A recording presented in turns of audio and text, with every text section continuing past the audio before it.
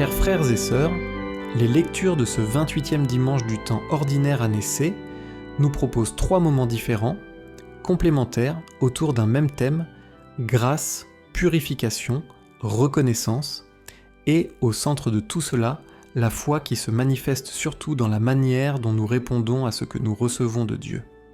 La première lecture parle d'un général syrien, lépreux appelé Naaman, qui, sur la recommandation du prophète Élisée, descend au Jourdain, s'y plonge 7 fois, malgré ses réserves initiales, et il est purifié. Ce récit comporte plusieurs leçons de vie. Naaman doit accepter une démarche qui lui paraît humiliante. Aller se laver dans un fleuve étranger, plonger 7 fois avec simplicité, sans grande mise en scène. Il lui faut mettre de côté sa fierté, son autorité, ses attentes, ainsi que ses idées préconçues. Ce n'est qu'ensuite qu'il reconnaît l'existence d'un Dieu unique et tout-puissant. « Maintenant je sais qu'il n'y a pas d'autre Dieu que celui d'Israël », déclare-t-il. Cette affirmation marque le sommet du récit. Un païen qui en vient à croire en un Dieu unique. La purification, la guérison commence dans l'humilité, dans le fait d'écouter, d'obéir, même lorsqu'on ne comprend pas tout, même lorsque les conditions ne sont pas celles qu'on aurait choisies. On ne peut pas être libéré du péché si on ne met pas de côté son orgueil pour embrasser l'humilité. Dans l'Évangile selon saint Luc, 10 lépreux crient vers Jésus « Maître, prends pitié ». Jésus leur dit « Allez vous montrer aux prêtres ». En chemin, ils sont guéris. Mais un seul, le Samaritain, revient, glorifie Dieu, tombe face contre terre à ses pieds et rend grâce. Jésus lui dit « Ta foi t'a sauvé ». Comme dans la première lecture, cet épisode évangélique montre que la foi implique l'obéissance. Aller se montrer aux prêtres, comme le prescrivait la loi de Moïse, afin de pouvoir être réintégré dans la communauté.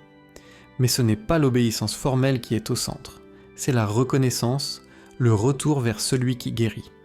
Seul celui ou celle qui s'arrête, qui revient, qui reconnaît sa fragilité, trouve non seulement la guérison, mais la vie, celle qui reconnaît l'action de Dieu dans sa vie.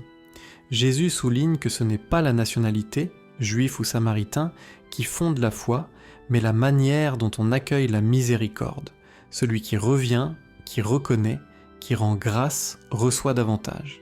Il est véritablement sauvé. Dans la deuxième lettre à Timothée, saint Paul encourage « Souviens-toi de Jésus-Christ, ressuscité d'entre les morts, issu de la descendance de David, pour qui je souffre jusqu'à m'être fait comme un condamnable. Si nous souffrons avec lui, nous régnerons aussi avec lui. » C'est une parole de fidélité.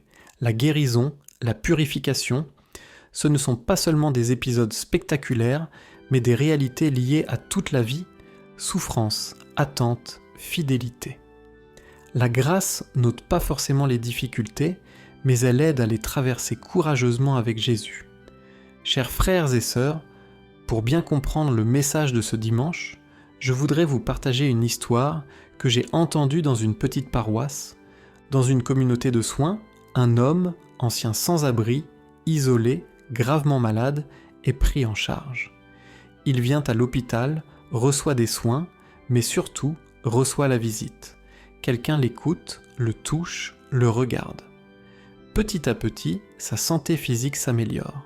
Mais ce qui transforme le plus, c'est qu'un jour, il écrit une lettre de remerciement non seulement aux médecins, mais aussi à ceux qui lui ont rendu visite, ceux qui l'ont soutenu, ceux qui l'ont prouvé qu'il était digne d'attention.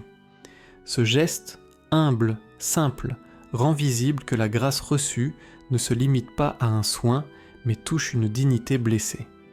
Et ce jour-là, il me disait « Ils m'ont montré que je compte encore », autant dire que Dieu compte. Cette histoire nous renvoie à Naaman, au lépreux. Ce n'est pas seulement la guérison du corps, c'est la restauration de la dignité, de la relation, le fait d'être reconnu comme sujet de l'amour de Dieu, comme quelqu'un pour qui la miséricorde a de l'importance. Mais faut-il continuer à rester aveugle devant cet amour salvateur du Seigneur ? Comment pouvons-nous appliquer dans nos vies sociales, communautaires et spirituelles le message de ce dimanche ? Nous sommes invités avant tout à reconnaître nos lèpres modernes. Ce peut être une maladie physique, mais aussi une souffrance psychologique, une solitude, une situation de rejet, un péché, une situation injuste, un sentiment de ne pas avoir de valeur. Beaucoup vivent avec une blessure de dignité, invisible mais réelle. Une fois identifiés nos lèpres, nous sommes appelés à l'obéissance et humilité dans le chemin de guérison. Cela demande de se confier à Jésus, qui est médecin des âmes et des corps, et celui-ci nous recommande à aller nous baigner au Jourdain ou à nous montrer aux prêtres, c'est-à-dire à chercher de l'aide médicale, psychologique, spirituelle auprès des personnes auxquelles le Seigneur a donné ce don. En outre, nous sommes appelés à la reconnaissance et gratitude. Rendre grâce n'est pas simplement un mot, mais une façon de vivre. Dire merci à Dieu, dire merci à ceux qui nous aident dans notre vie, les amis, les soignants, la famille, l'Église. Cela change le cœur, cela transforme notre regard sur le monde. Cela ouvre à plus de paix, de joie, de communion. Chers frères et sœurs dans le Christ, comme saint Paul le rappelle à Timothée et à nous, suivre Jésus peut impliquer des épreuves, des moments où la guérison semble lente, où les promesses semblent lointaines. Mais la fidélité est justement cela. Continuer à croire, à espérer, à agir et rendre grâce même dans l'attente. Prions le Seigneur pour qu'il nous donne la grâce de le voir agir dans nos vies, de le remercier, de l'aimer vraiment et de le servir tous les jours de notre vie.